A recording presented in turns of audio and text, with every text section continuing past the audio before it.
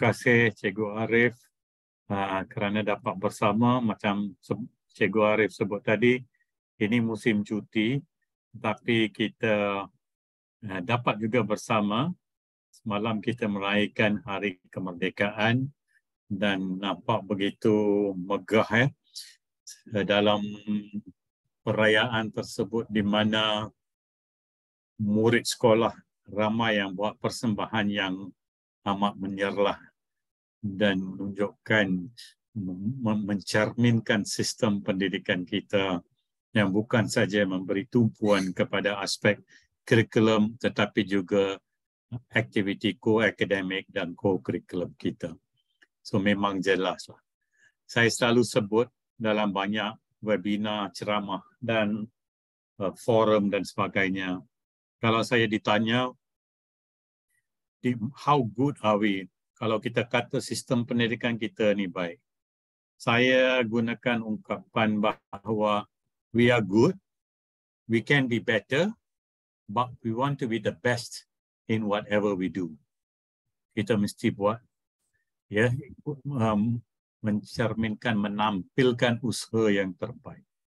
So tuan-tuan dan puan-puan, tajuk saya pada petang ni ialah boss versus leader. Kita sentiasa bekerja di bawah satu sistem pentadbiran. Dan dalam satu sistem pentadbiran sudah pastinya kita mempunyai pemimpinnya.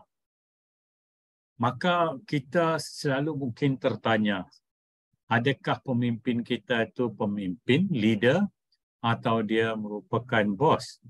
Tapi orang luar negara yang ada di Malaysia pun dah pandai gunakan istilah ini.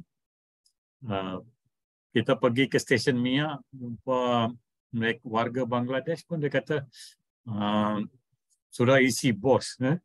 Mereka sebut bos juga. Dia tahu bahawa istilah ini banyak digunakan di negara kita. So, saya nak mulakan dengan kata hikmah ini oleh Simon Sinek. If your actions inspire others to dream more, learn more, do more, and become more, you are a leader.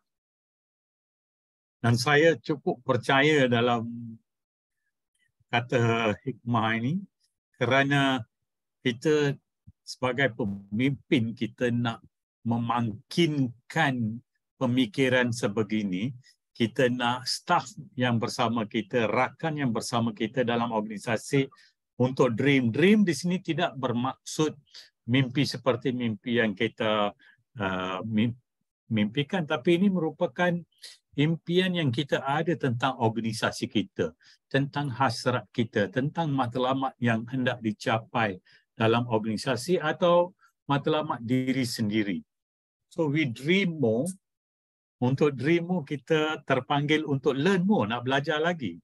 Tapi bila kita belajar lagi, kita sanggup nak buat lebih, do more. Untuk organisasi kita, untuk diri kita pun. Dan daripada situ sudah pastinya kita sentiasa idamkan bahawa we can become more. Become more ni saya nak sebut bahawa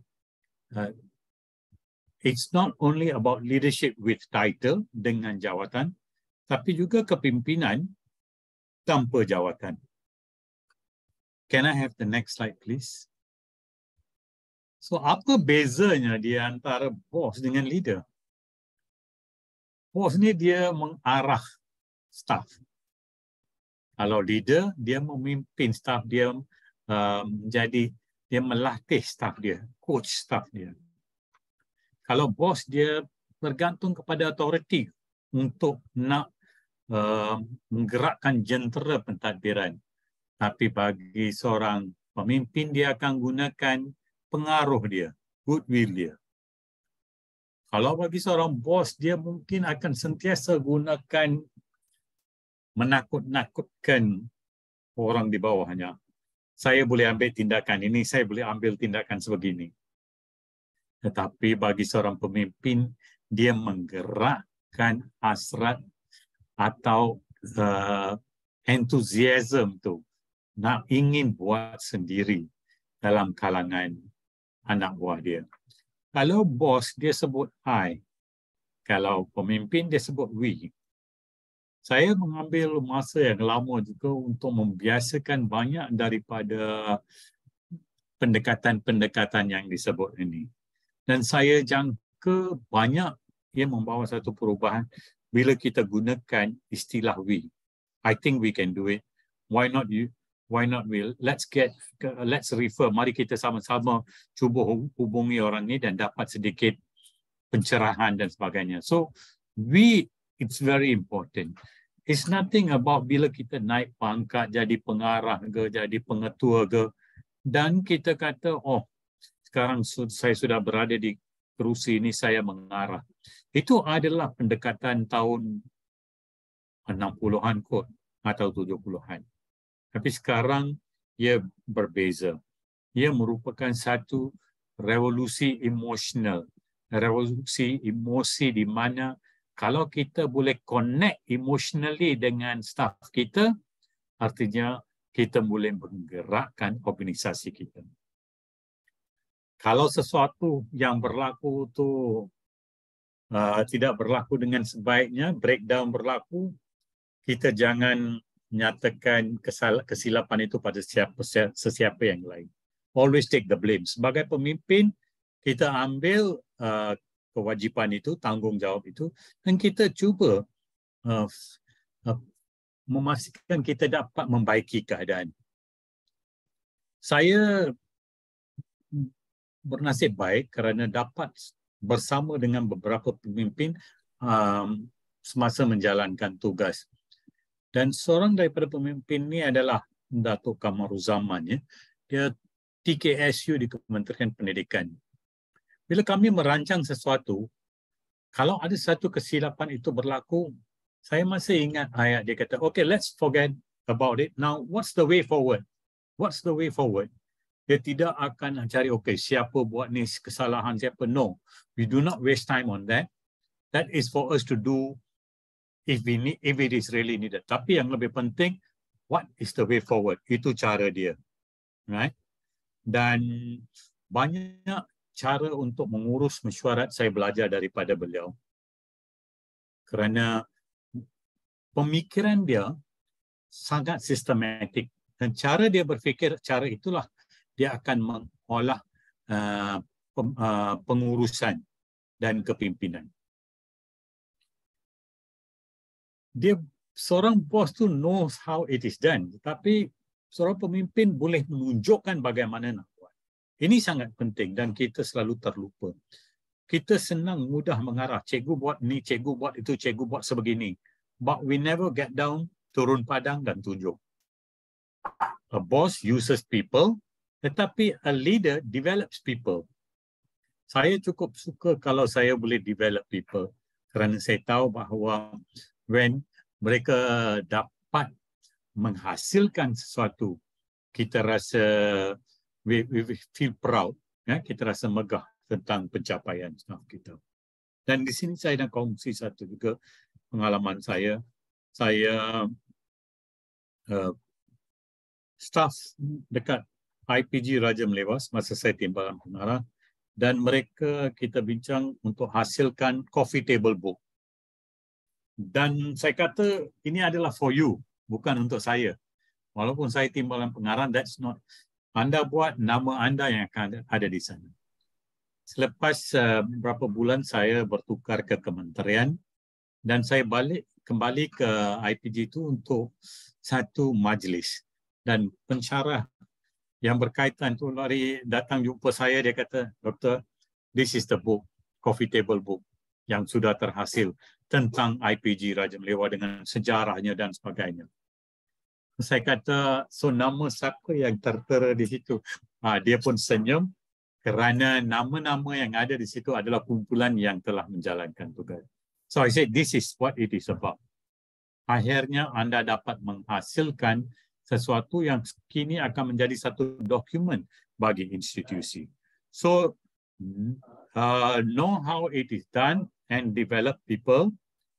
Dan bila individu itu buat sesuatu yang baik, jangan kita sebagai ketua ambil kredit dia. Bagi kredit, okey, pencapaian itu sentiasa kita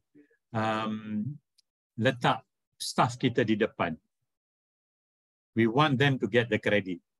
Dan kalau dalam mesyuarat pun saya pernah sebut bahawa